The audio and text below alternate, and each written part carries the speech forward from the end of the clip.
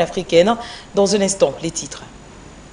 Au Gabon, Ali Bongo Ondimba opte pour la dynamique de la continuité au pouvoir depuis près de 14 ans. Le président gabonais a annoncé dimanche dernier qu'il briguera un troisième mandat. La campagne électorale officielle s'étalera du 11 au 25 août prochain à minuit. Et puis en Russie, Vladimir Poutine et Evgeny Prigojine se sont rencontrés. L'annonce a été faite par le porte-parole du Kremlin qui a affirmé que Poutine a écouté les commandants du groupe Wagner en fin juin dernier, le 29 plus précisément, soit quelques jours après la rébellion avortée. Les échanges, quant à eux, auront duré pendant 3 heures dans l'auge. La suite dans quelques instants. Mesdames, Messieurs, c'est tout pour la vitrine. Une fois de plus, bonsoir et bienvenue à cette édition du Grand Journal sur la télévision panafricaine. Nous l'annoncions en titre, Ali Bongo Ondimba briguera un troisième mandat. Le président gabonais a donc fait l'annonce dimanche 9 juillet dernier qu'il sera candidat à un troisième mandat à la présidentielle du 26 août prochain. Et donc le chef de l'État a donc affirmé: j'annonce officiellement aujourd'hui que je suis candidat à l'élection présidentielle, a-t-il lancé devant quelques centaines de partisans qui scandaient Ali président dans un discours diffusé en direct sur Twitter dans la zone économique spéciale de Nkok, près de la capitale de Libreville. Le chef de l'État, 64 ans, a été élu pour la première fois en 2009 à la mort de son père Omar Bongo Ondimba, qui dirigeait le pays depuis plus de 41 ans, puis réélu de justesse en 2016. La clôture des candidatures officielles est prévue pour ce mardi. L'opposition s'avance pour l'heure en ordre très dispersé, avec une vingtaine de personnalités ayant déjà annoncé leur intention de se séparer de Ali Bongo Ondimba. Si elle ne s'unit pas derrière un candidat commun dans les 7 semaines à venir avant l'élection, ils auront peu de chances de rivaliser avec le sortant dans un scrutin à tour qui décidera donc du vainqueur à la majorité relative dans ce petit État d'Afrique centrale, riche notamment en pétrole. La campagne électorale officielle va s'étaler du 11 au 25 août prochain à minuit, mais la plupart des candidats mènent depuis un an dans tout le pays. Ali Bongo y multipliant ces derniers mois une intense tournée républicaine, distribuant des promesses. Une pré-campagne menée avec les moyens de l'État dénonce l'opposition. En 2016, Ali Bongo avait été réélu de justesse avec 100,500 voix d'avance sur Jean Ping, qui avait dénoncé une élection truquée. Des violences dans la capitale de Libreville avaient fait au moins 5 morts selon le gouvernement. Et parmi les opposants les plus farouches, Alexandre Barraud-Chambrier du Rassemblement pour la Patrie et la Modernité, ancien ministre des Bongo père et fils, a été investi candidat de son parti le dimanche 9 juillet dernier. Une autre figure majeure de l'opposition, Paulette Missambo de l'Union nationale, ex-ministre d'Omar Bongo, avait annoncé sa candidature au mois de mai dernier au sein d'une coalition Alternance 2023, tout comme d'autres tenors de l'opposition qui en font partie, dont Barraud-Chambrier. On va à présent du côté du Mali. Bonne nouvelle donc pour les Maliens du côté de l'Union économique et monétaire ouest-africaine qui a annoncé la levée de suspension du Mali de ses organes et institutions décidée en janvier 2022 pour sanctionner l'intention du régime militaire de se maintenir au pouvoir encore plusieurs années. L'UEMOA a pris cette décision lors d'une session ordinaire qui s'est tenue samedi en Guinée-Bissau, a-t-elle précisé dans un communiqué. Concernant le Mali, la conférence a décidé de la levée de sa suspension des organes et institutions de l'UEMOA prise le 9 janvier 2022, a-t-elle annoncé sans plus de détails. La communauté économique de l'Afrique de l'Ouest et l'UEMOA avait imposé en janvier 2022 une batterie de mesures économiques et diplomatiques vigoureuses à l'encontre du Mali pour sanctionner l'intention des militaires de se maintenir au pouvoir. Pendant 5 ans, la CEDEAO avait levé, on le rappelle, les sanctions commerciales et financières en juillet 2022, validant le nouveau calendrier proposé d'une période de transition allant jusqu'à mars 2024.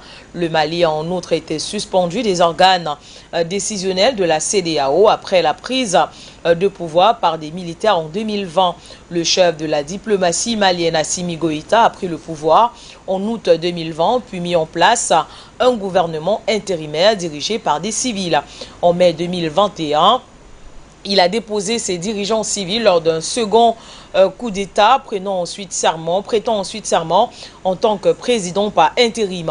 En juin dernier, les Maliens ont approuvé à une écrasante majorité le projet de nouvelle constitution, étape importante sur le chemin censé aboutir en mars 2024 à un retour des civils à la tête du pays.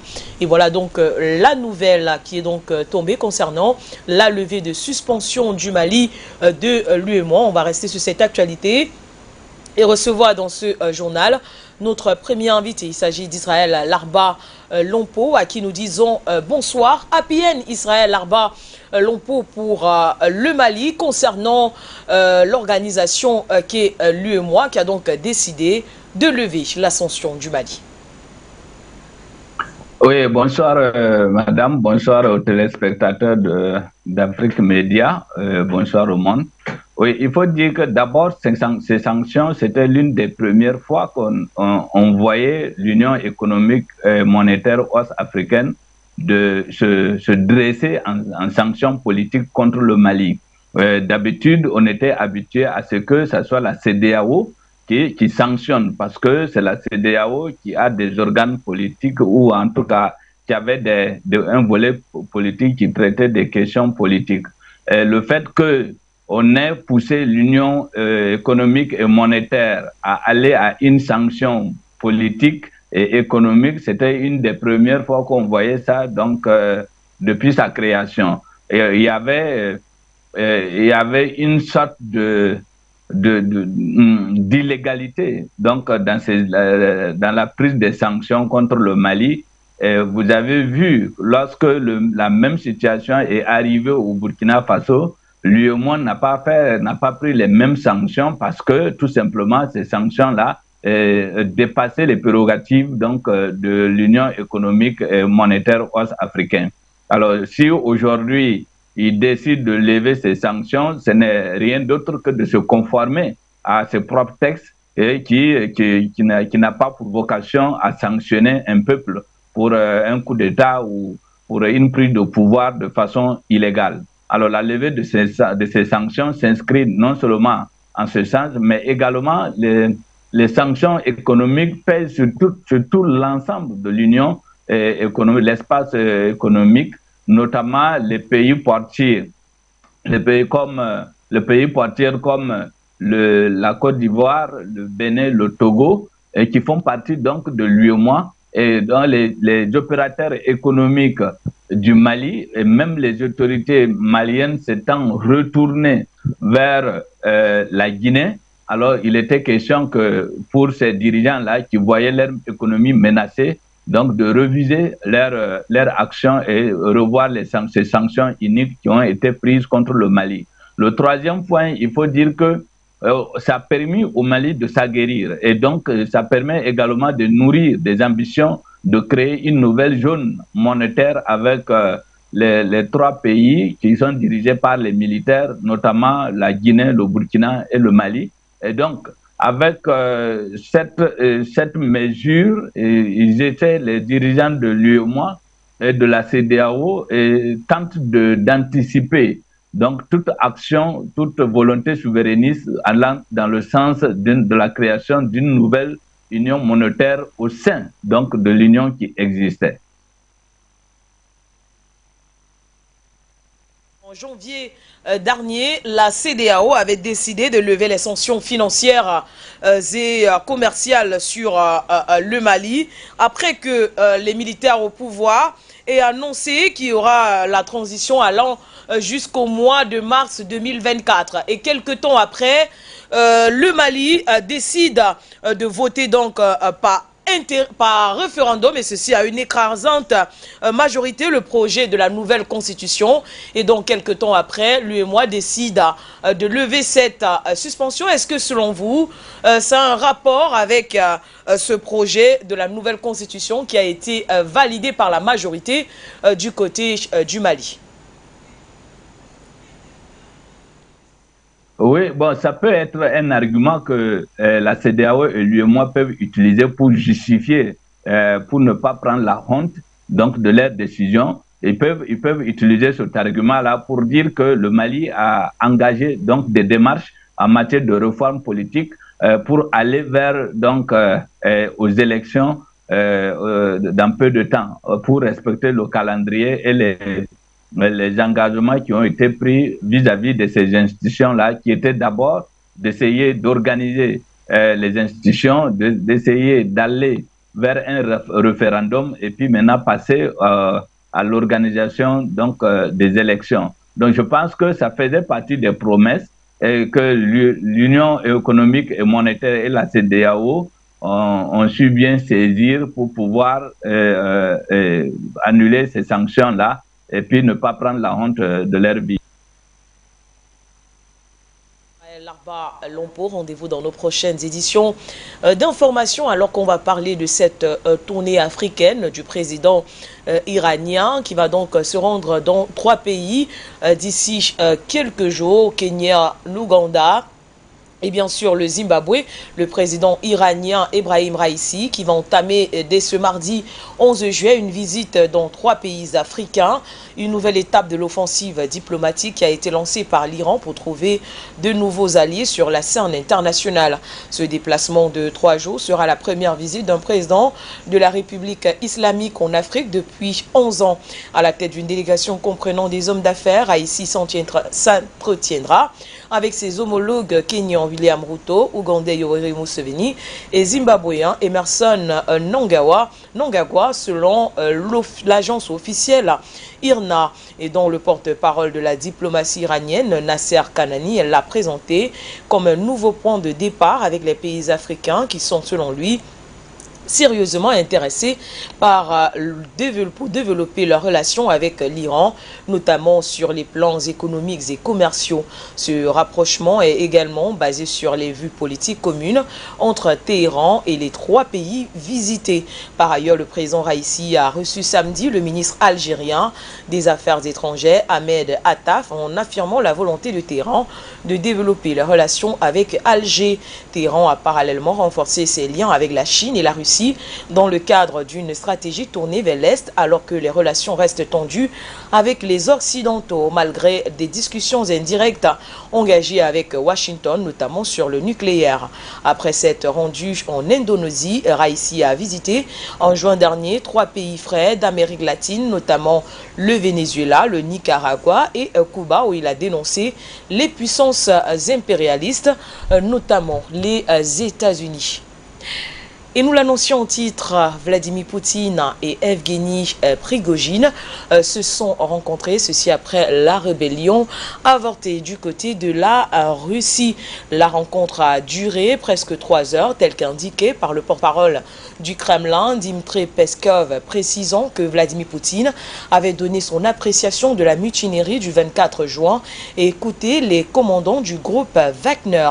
Vladimir Poutine a donc rencontré le 29 juin au Kremlin le chef du groupe paramilitaire Wagner, Evgeny Prigojine, quelques jours après sa rébellion avortée, a donc annoncé lundi la présidence russe.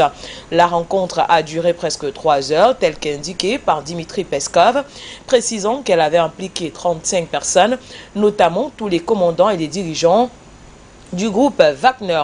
Les commandants ont donné leur version des faits. Le président russe a donné son appréciation des activités de Wagner sur le front ukrainien, a indiqué Peskov, ainsi que son appréciation des événements du 24 juin, date de la rébellion du groupe.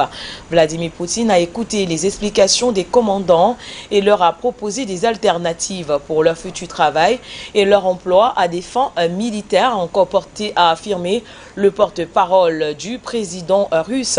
Les commandants ont donné donc leur version de fait, a-t-il a affirmé concernant bien sûr la rébellion avorté, la rébellion menée le 24 juin qui a ébranlé le pouvoir russe en plein conflit en Ukraine pendant plusieurs heures. Les combattants du groupe Wagner ont occupé un quartier général de l'armée russe à Rostov sur le Don dans le sud-ouest et parcouru plusieurs centaines de kilomètres en direction de Moscou. La mutinerie a donc pris fin le 24 juin au soir avec un accord prévoyant le départ de Prigojine en Biélorussie, mais la localisation exacte de ce dernier est depuis inconnue. Et voilà donc la situation, alors qu'on va recevoir dans ce journal un invité. Il s'agit de Gamal Abina. Bonsoir Gamal. On va dire que Vladimir Poutine et Evgeny Prigojine viennent de prendre les Occidentaux de coup. Et voilà, quelques jours seulement après qu'on ait annoncé la rébellion avortée, le 24 juin, après la fin de la mutinerie, le 29 juin, soit 5 jours après, Vladimir Poutine a rencontré Evgeny Prigojine. Qui l'eût cru, après surtout ce qui s'est raconté partout, que ce soit les médias de propagande, bref, dans tout le monde entier, concernant la scission qu'il y avait désormais entre la Russie et Evgeny Prigojine. Bonsoir une fois de plus, c'est vous, Gamal Abina. Bonsoir et merci pour l'invitation. Donc, vous avez posé une question, qui l'eût cru? Vous avez entendu mes positions il y a encore 15 jours, enfin 10 jours quand c'est arrivé, et j'ai dit que c'était une manipulation et que ces deux hommes s'entendent très bien, ce sont des amis de 20 ans, qui n'ont aucun problème parce que Prigojine n'a jamais parlé de coup d'État, il n'a jamais parlé de coup de force, il a dit juste qu'il fallait rétablir un certain sens de la justice.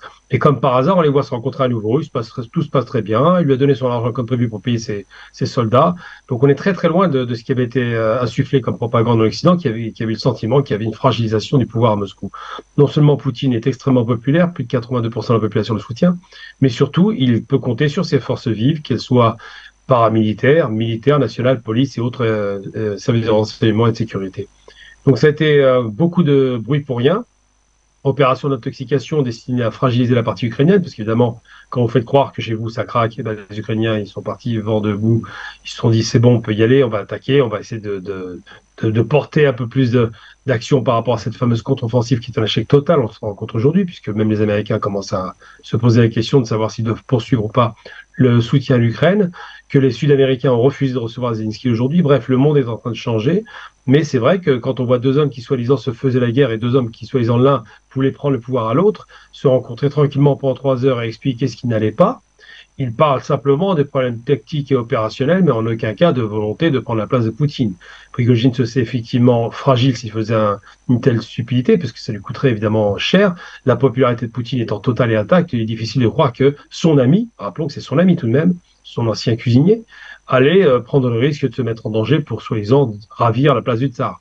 Donc c'était assez ridicule. Tout le monde a voulu croire en cette opération d'intoxication, et j'ai appelé ça un écran de fumée, de l'intoxication. L'objectif étant de démasquer ceux qui étaient fidèles ou infidèles. On s'est rendu compte qu'il n'y a eu aucune défection de la partie russe, ni général, ni sous-commandant. Il y a un commandant qui aurait été plus ou moins mis en accusation par rapport à la faiblesse de sa réponse, mais il n'en demeure pas moins qu'aujourd'hui, la Russie a prouvé qu'elle ne supporterait pas et ne pourrait pas subir à nouveau le coup d'État qui avait eu lieu à l'époque en octobre 1917 et qui a conduit à la défaite russe face à l'Allemagne prussienne. Donc c'est vrai que qui l'eût cru? Moi, j'y ai pas cru, tout simplement, je vous le dis. Et je considère qu'effectivement, aujourd'hui, on a un pouvoir russe renforcé, un pouvoir ukrainien en grande difficulté parce que ses alliés sont en train de le lâcher. Ils ne veulent pas livrer d'avions de combat pour garantir la couverture aérienne à son offensive, qui est une catastrophe et un désastre. Des morts inutiles en Ukraine, malheureusement, il faut le déplorer parce que ça reste des êtres humains, quoi qu'on en dise. Il n'y a pas de question de savoir qui est gentil et qui est méchant. Ce sont des hommes, ces Ukrainiens qui se battent, y croient en leur combat, mais qui ont été manipulés par un Occident qui se satisfait pleinement de voir la fragilisation d'un pays aussi important que l'Ukraine. Et surtout, on se rend bien compte que les opérations en Russie sont menées par des hommes qui ont l'habitude du service de renseignement, qui ont l'habitude de l'intoxication. Rappelons tout de même que Poutine est un ancien du KGB, du FSB, c'est quelqu'un qui a rompu l'exercice, qui connaît très bien les opérations d'intoxication occidentale, les gens ne savent pas assez, il parle couramment l'allemand et a vécu dans l'Allemagne de l'Est, l'Allemagne à l'époque Berlin-Est qui appartenait aux soviétiques, et donc qui a l'habitude de ces opérations un peu de bonne guerre, j'allais dire, un peu tordu, les coups tordus des services de renseignement.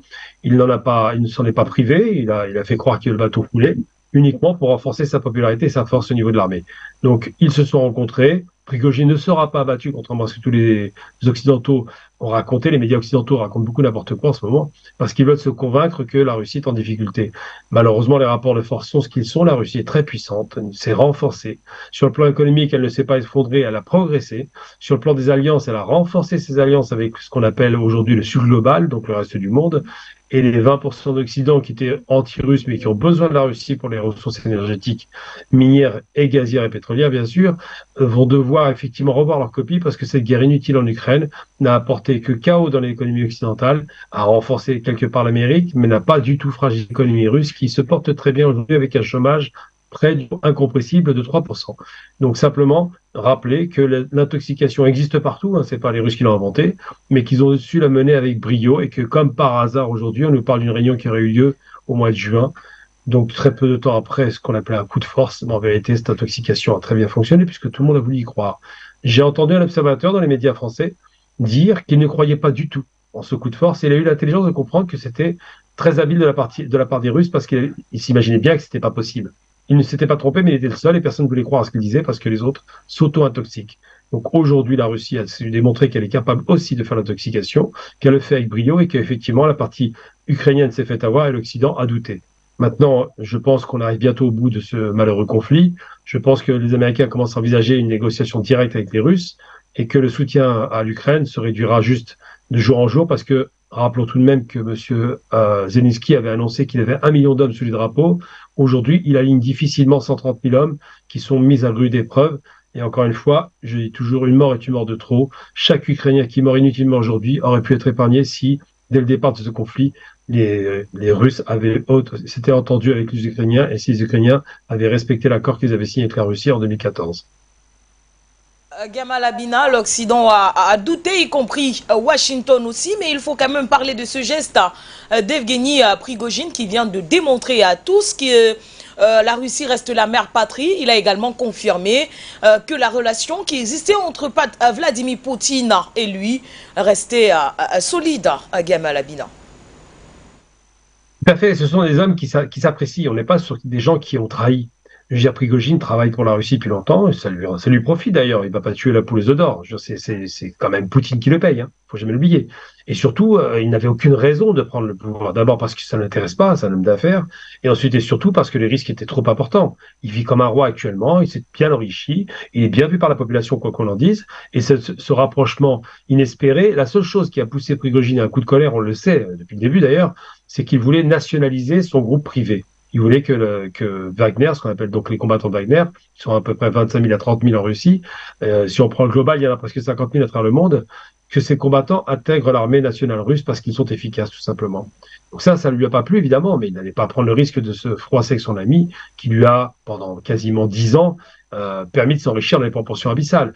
Donc cette histoire était un peu fumeuse, j'ai pas beaucoup cru. On voit bien, vous voyez les images qui défilent, par exemple, c'était il y a 20 ans, faut jamais oublier que c'était à l'époque où encore Poutine était tout fin. C'est dire simplement qu'effectivement, les Occidentaux ont voulu y croire parce que ça les rassurait. Ils se sont dit, ah, attention, la Russie craque, attention, on va faire le coup de top 17, attention, ils vont s'effondrer de l'intérieur, attention, l'armée ne sera pas d'accord, elle ne va pas suivre, mais rien ne s'est produit. L'armée n'a pas rallié ce coup de colère, loin s'en faut. Il n'y a pas eu de confrontation militaire entre les uns et les autres, même si on a parlé d'avions qui auraient été abattus. Encore peut-être une erreur de communication.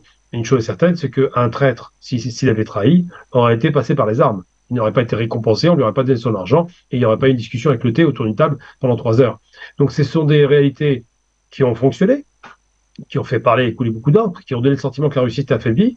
Ça a permis aux Russes de voir la fragilité et la fébrilité de l'Occident dans l'espoir d'un effondrement, mais en vérité, ces hommes s'entendent comme larrons en foire. Donc je ne m'attendais pas du tout à cela. Je voyais même pas pourquoi il aurait fait un coup de force, d'ailleurs, à part la colère qu'il avait par rapport à la nationalisation de sa petite armée, mais ça, c'est un coup de force qui est passager. En aucun cas, elle remettait en question le pouvoir de Poutine. Il l'a dit d'ailleurs de façon très claire dès le départ, et il a parlé d'une marche de protestation, une marche qu'il considérait comme étant une marche pour la justice, donc parce qu'il considérait qu'il subissait l'injustice, mais en aucun cas il remettait en cause ni les opérations menées en Ukraine, ni les opérations menées en Afrique, et encore moins sa relation avec Poutine, qui est excellente, je le rappelle. Vous verrez que sous peu, on les verra tous les deux tranquillement en train de se parler, et que cette opération d'intoxication aura apporté ses fruits plus qu'on imagine. On n'a pas encore la mesure des choses, mais je pense réellement que ça finira par sortir. Et c'est pas des complotismes, c'est simplement du bon sens. Un homme qui est payé par l'homme du Kremlin, en l'occurrence Poutine, n'a aucun intérêt à prendre le risque de se retourner contre lui et de perdre son argent. Il ne l'aurait pas fait. Donc simplement, chacun a jaugé l'autre, chacun a vérifié où il en était, et puis maintenant il se sera bébauché sans aucun problème. Donc à vous, Gamal Abina, vous ne partez pas, le temps pour nous de parler de cette information concernant la Turquie qui a donc engagé des pourparlers avec la Russie et l'Ukraine sur l'accord d'Istanbul concernant les céréales. La Turquie qui œuvre donc à la poursuite de l'accord sur les céréales de la mer Noire qui doit expirer dans 11 jours, a fait savoir jeudi dernier le ministère turc de la Défense. Nos contacts avec les responsables des Nations Unies, de la Russie et de l'Ukraine concernant la prolongation de l'accord sur les céréales qui doit expirer le 17 juillet se poursuivent en coordination avec le ministère turc des Affaires étrangères, a donc expliqué aux médias un responsable du ministère de la Défense lors d'une réunion d'information dans la capitale Ankara. Le responsable a également affirmé dans le cadre de cet accord historique, plus de 32 millions de tonnes de céréales ont été acheminées vers les pays dans le besoin. Notre pays va continuer à jouer son rôle en poursuivant ses initiatives constructives en faveur de la paix régionale et de l'aide humanitaire, en particulier la poursuite de l'accord des céréales, a-t-il poursuivi, faisant référence à plusieurs prorogations antérieures de l'accord fortement encouragé par Ankara, l'un de ses principaux architectes. La Turquie, l'ONU, la Russie et l'Ukraine ont signé il y a un an à Istanbul un accord prévoyant la reprise des exportations de céréales à partir de 3 ports ukrainiens de la mer Noire qui avaient été interrompus après le début de la guerre en Russie et en Ukraine en février dernier. Un centre de coordination conjoint composé de représentants de 3 pays et des Nations Unies a été mis en place à Istanbul pour superviser les opérations. Le premier navire transportant des céréales dans le cadre de cet accord historique est parti en août dernier du port ukrainien d'Odessa. La Turquie, salut international pour son rôle unique de médiateur entre l'Ukraine et la Russie, a appelé à plusieurs reprises Kiev et Moscou à mettre fin à la guerre par le biais des négociations. Les responsables russes ont fortement laissé entendre qu'ils pourraient bloquer ce mois-ci l'extension de l'accord sur les céréales, se plaignant que certaines parties de l'accord autorisant des exportations russes n'ont pas été respectées. Et donc, en ce qui concerne les efforts antiterroristes du pays, le responsable du ministère turc a également déclaré que la Turquie a mené 320 opérations et neutralisé un total de 794 terroristes depuis le 1er janvier dernier. Au cours de sa campagne de terreur, plus de 35 ans contre la Turquie, le PKK a classé comme organisation terroriste par la Turquie. Les États-Unis et l'Union européenne s'est rendu responsable de la mort de plus de 40 000 personnes, dont les femmes, des enfants et des nourrissons. Et voilà donc l'actualité concernant l'accord d'Istanbul signé il y a un an, le 17 juillet prochain. Il va espérer cet accord. Revient vers vous, Gamal Abina. Alors, le Ankara a donc décidé de relancer les pourparlers avec la Russie, l'Ukraine et les États-Unis concernant l'accord céréalier d'Istanbul. Alors, quel commentaire est-ce que vous faites de cela, avec surtout la menace de Moscou qui annonce que peut-être l'accord ne sera pas renouvelé, Gamal Abina? Cette menace de Moscou n'est pas une menace qui va être effective parce que le but des Russes, c'est certainement pas de se mettre à dos le continent africain, loin s'en fout. C'est juste de la négociation, chacun y a pas ses cartes, pousse un peu son avantage. Ceux qui sont les plus malins dans l'histoire, bon, les Russes sont dans une position confort parce qu'ils sont bien vus par l'Afrique. Les Ukrainiens cherchent à séduire l'Afrique aussi, donc ils n'ont aucun intérêt à faire capoter les négociations. Et puis les Turcs sont très très fins et très habiles parce que d'abord, ils se positionnent comme des modérateurs, ce qu'on ne voit pas du côté de l'OTAN. C'est le seul pays de l'OTAN qui propose la négociation, ce qui est quand même pas rien. Et Erdogan joue son atout parce qu'il sait que l'Afrique est l'avenir pour partie de la Turquie. Il a bénéficié à plein pour son pays du développement grâce à l'embargo contre l'Irak et ce qui s'est passé en Syrie, c'est-à-dire que les pays qui sont en difficulté lui ont permis de pouvoir faire émerger une économie saine. Donc Erdogan joue effectivement la carte de l'économie, la carte aussi de la négociation, la carte de l'apaisement, ce qui est tout à son honneur. Et surtout se positionne en Afrique. N'oublions jamais que Turkish Airlines dessert 40 destinations en Afrique, qu'il y a un soft power turc qui s'est déployé à plein régime et que les Turcs sont des modérateurs aujourd'hui. On a connu une Turquie plus offensive. Aujourd'hui, elle est dans une posture de négociation. Il montre, Erdogan dit qu'il a mûri, et ça se voit, et propose des solutions raisonnées. Alors évidemment, quand cet accord sur le céréal tombe, c'est un accord qui est vital. C'est pas seulement un accord commercial, comme si on voulait acheter des portables. C'est un accord qui, s'il n'est pas négocié et s'il n'aboutit pas, peut avoir des conséquences sur de la famine, littéralement, dans certaines régions d'Afrique. Il est nécessaire et vital. Pourquoi? Parce que ça ne concerne pas seulement les céréales. C'est d'un côté les céréales, c'est vrai, mais aussi, et c'est le plus important aussi pour l'Afrique, les engrais chimiques produits par les Russes. Et ces engrais chimiques qui ont été offerts l'année dernière aux Africains, n'oublions jamais ça, 400 tonnes d'engrais chimiques, sont négociés à destination des pays africains qui ont besoin de ces engrais pour pouvoir garantir une production céréalière locale. Donc si vous retirez non seulement les céréales qui viennent de l'importation et la production locale, c'est un effondrement généralisé de la production agricole, en plus des sécheresses, vous vous retrouvez dans une situation catastrophique pour le continent africain. Donc toutes les parties ont intérêt à ce que cet accord se passe bien. Les Ukrainiens, parce qu'ils ont besoin de façon de devise et de montrer qu'ils ont une bonne image à l'Afrique. C'est un grenier à blé, l'Ukraine. Les Russes, parce qu'ils doivent exporter leurs produits en plus des céréales. Et puis les Turcs, parce qu'ils veulent montrer que ce sont des modérateurs qui choisissent la voie de la négociation, de l'apaisement, d'une sortie de crise, ce qu'ils n'ont jamais perdu de vue. Depuis le premier jour, les Turcs se sont positionnés là-dessus, alors que les Européens sont vent debout contre la Turquie par rapport à ça, il faut sans doute pas le voir, mais il n'en demeure pas moins qu'aujourd'hui, la Turquie est devenue une puissance régionale qui compte, pas mondiale, mais régionale, il faut être un peu sérieux aussi, régionale qui compte et qui a un pouvoir d'influence conséquent sur différents théâtres d'opération, évidemment au Moyen-Orient, mais aussi en Afrique aujourd'hui. Merci donc à vous, Gamal Abina. On ne soit sorti de cette actualité sans saluer le travail effectué par la Turquie. Voilà, la Turquie qui elle aussi a joué un rôle médiateur au-delà des céréales, qui a bien sûr acheminé vers l'accord d'Istanbul. Erdogan qui a lui aussi œuvré pour que cesse la guerre véritablement entre l'Ukraine et la Russie, même si jusqu'ici il n'en est encore rien. Gamal Abina. C'est le sabotage, mais il n'y a pas d'Erdogan qui a fait le travail, il faut lui reconnaître cette qualité. Il a eu pu avoir des défauts, mais là-dessus, il n'y a rien à dire. Le nouveau Erdogan est intéressant. Le sabotage vient du Premier ministre anglais qui a refusé cette négociation dès le départ du conflit. 2 jours après, c'était réglé, mais ils ont tout fait pour que ça n'arrive pas. Donc le document avait été montré d'ailleurs aux médiateurs africains qui se sont rendus à Moscou, et Poutine a montré le document signé de la partie ukrainienne qui n'a pas respecté les termes de l'accord, comme en 2014 avec les accords de Minsk. Donc la modération dont fait preuve Erdogan est habile, parce qu'il est d'abord dans l'OTAN, donc allié des Occidentaux de fait. Il a 10% de son territoire en Europe, c'est un Asiatique, qu'on le veuille ou non, mais surtout c'est un homme qui, en 20 ans de développement de l'économie de son pays, s'est rendu compte qu'il avait été mis en danger en 2016. Il s'est rendu compte qu'on voulait aussi sa peau. C'est quelque chose d'intéressant. Ça rappelle un peu Saddam Hussein en son temps. Et s'est rendu compte surtout que ce qui fera briller l'image de la Turquie, c'est pas l'Occident. L'Occident ne voulait pas de la Turquie, ne voulait pas le voir dans l'Union européenne. Et à chaque fois que les Turcs proposent quelque chose, c'est systématiquement pris de haut. Donc aujourd'hui, Erdogan joue la carte effectivement de la modération, de la négociation, il joue la carte de la diplomatie, ce qui n'est pas une grande tradition turque. Je rappelle, les Turcs ne sont pas des grands diplomates traditionnellement, mais aujourd'hui ils le deviennent. Et Erdogan nous montre que c'est un bon dirigeant, un ancien dirigeant, respectable, et il l'a démontré par une chose au moins, une belle leçon qu'il a donnée à l'Occident, c'est qu'il voyait tous pour donner pour mort aux élections. Mais finalement, il a gagné dans des conditions extrêmement démocratiques, avec une participation record, contrairement à tous les pays occidentaux.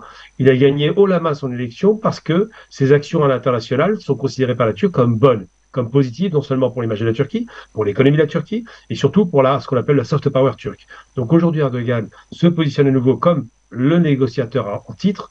Peut-être, qui sait, que c'est lui qui obtiendra enfin la fin de ce conflit, mais il n'en demeure pas moins qu'il reste très agacé, enfin il agace beaucoup les Occidentaux. L'achat des S-400 n'est pas passé pour les Américains qui ont refusé de livrer les F-16 à la Turquie.